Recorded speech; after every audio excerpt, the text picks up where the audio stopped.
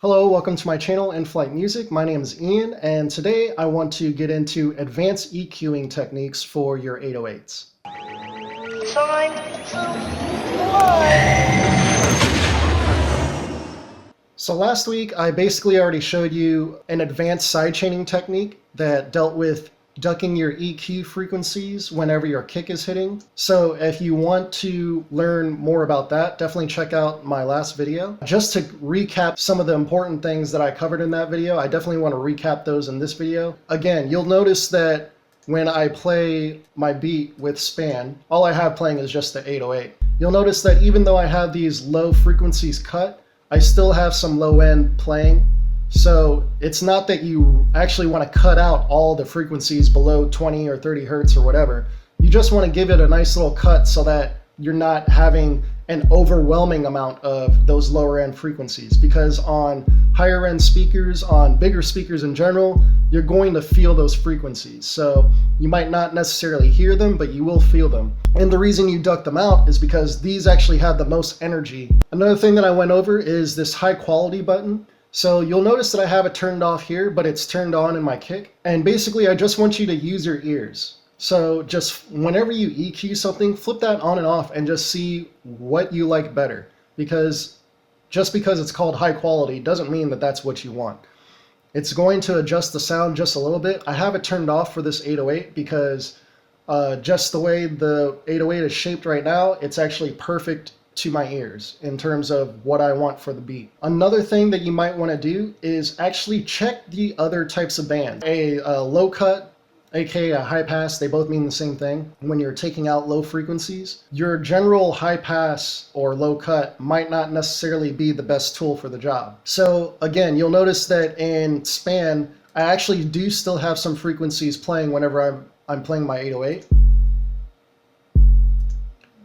So it's not that we want to cut out all those frequencies. So if I were to switch this over to band stop, which is the same thing as a notch filter, it just cuts out specific frequencies within a certain range, and you could adjust that with your bandwidth, also known as your Q, depending on what kind of EQ you're using. If you start out with this band super sharp and then just slightly increase that, and now let's take a look at span again.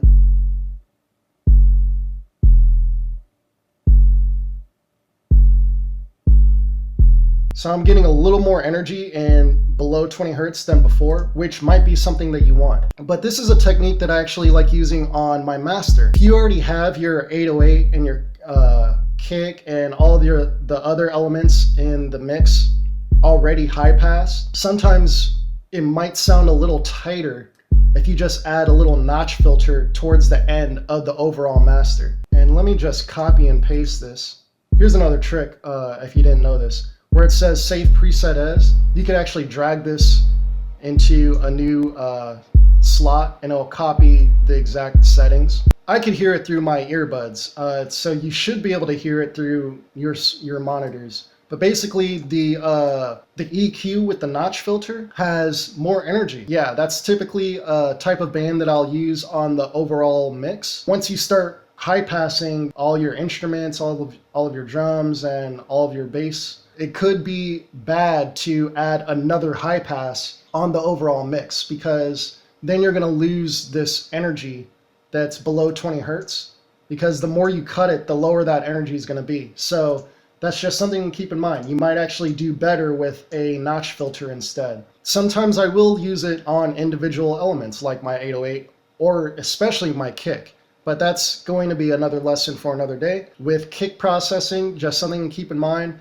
that it's super useful. So another way that you could do this, if you went to type and select peak, the difference between this and your notch is that you don't have to, that it's even lighter of an effect, because the notch is going to bring this all the way down to infinity. So you won't hear anything within that frequency range. I mean, you will, because parametric EQ isn't as strong as some of the other EQs out there, like Fab filter. But that's something that I need to test out, because a notch filter in general should be cutting out all those frequencies right there, so it might be doing its job. But in general, your peak band is going to cut out less than your notch filter. So you can see that I could adjust this up and down. So if I wanted even more of a signal, I could have it just halfway.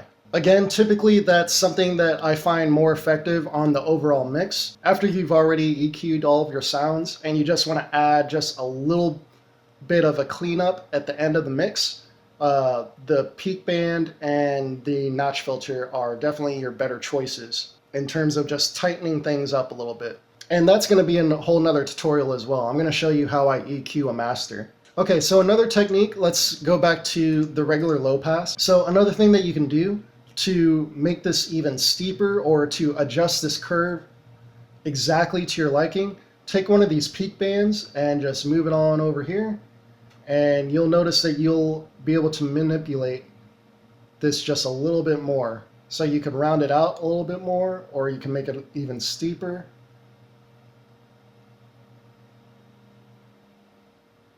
So I like rounding that out a little bit more. And that's a shape that you wouldn't be able to get just by adjusting your low cut, because it's just going to make it higher or lower. This actually will adjust the actual shape of this peak right here. And if you were to adjust this, you'll notice that this overall signal is getting higher or lower. So again, this peak right here, it's just going to adjust more finer increments within this shape. Now, of course, some of you might be thinking, you might be going a little overboard with how much you're fine-tuning your EQ. Just go with good sound selection and you should be good. I 100% agree. I mean, if you're picking the right sounds, you're really not going to have to dwell too much on this type of EQing. This is more of something that a mix engineer should be doing, especially when you're trying to finish up a song and get it ready for mastering. But when it comes to just making beats, this isn't as big of a deal. But if you're trying to set yourself apart from everyone else, it's the little things like this that are going to bring out your beats just a little bit more. So you'll also notice that I have a little duck right here. Another thing that you could do with these peak filters, you could bring this up right here, and you'll notice that if I bring this down,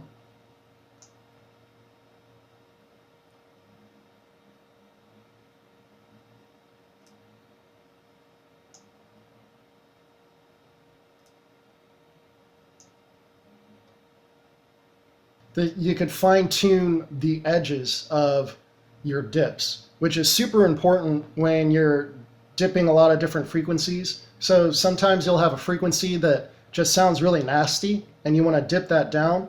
Well, the frequencies that are surrounding it are actually frequencies that you want to keep. When you move a peak band right above it, you can adjust how the bands that are surrounding that frequency are going to ring out. And you'll notice that this isn't boosting the signals around it, it's just making this tighter. But as soon as we bring in the peak filter, the peak band, you can see that the signals around it are actually getting boosted.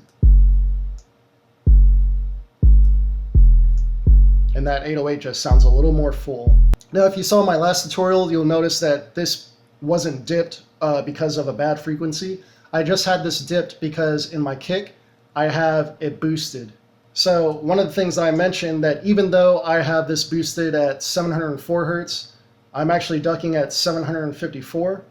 And the reason being, it's not necessarily right on the exact same frequency. It all depends on your face. So again, you just want to use your ears. So wherever you're boosting, that's generally where you want to dip, because it's not like that exact frequency is bothersome, but it's going to be something around there because the overall signal in general is boosted. So you just want to sweep around that same frequency and find any problem frequencies that are conflicting with the sound that's coming out of the other sound that you're layered with. So that covers all my advanced techniques for low-end EQ.